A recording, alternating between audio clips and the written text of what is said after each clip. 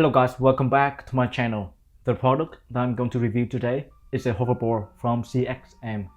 This thing costs around $200 and I will put the link to this exact model down below.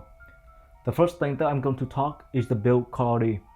This thing is not light at all. It weighs about 10 kilograms or 22 pounds.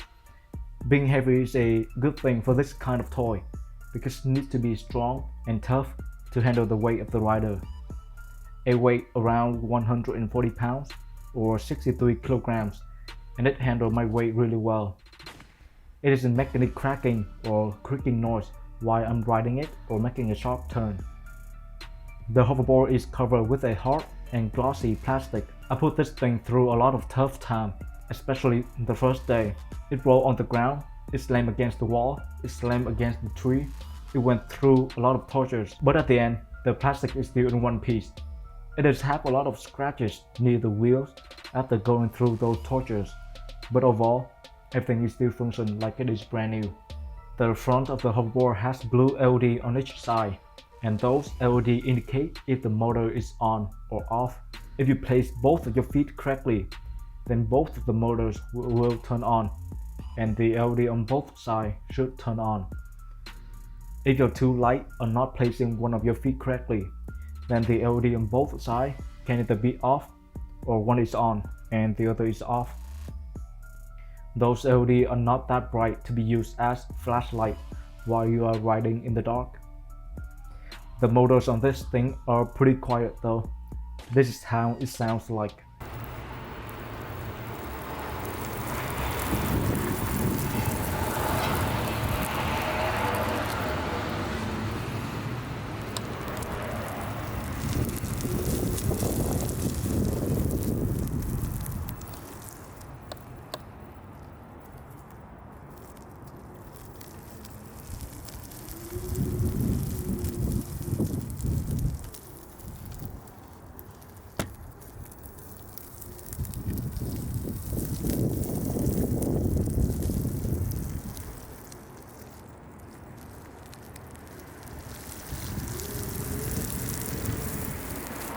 On top of the hoverboard are two hard pieces of rubber.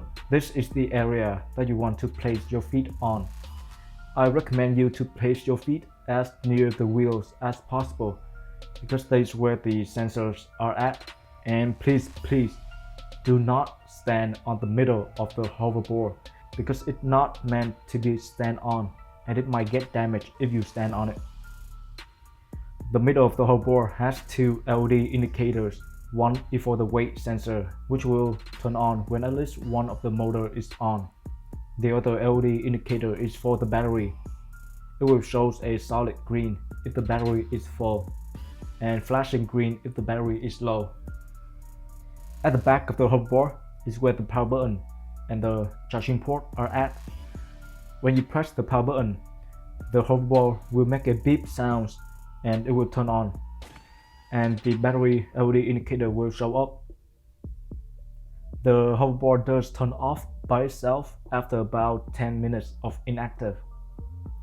Each wheel is made out of a solid piece of rubber and has a metal rim which contributes to the cool look of the hoverboard. The riding experience is really fun. The motor is quiet, the hoverboard is easy to control, and it is fast too. It can go up to 12 km per hour or around 7.4 miles per hour. This thing is the first hoverboard that I own, and I learned how to ride it within 30 minutes, and I really enjoyed riding this hoverboard. So if you want to have fun like me, you definitely want to go and click the link down below. So that is it for this video. Thank you for watching, and I will see you in the next one. Peace.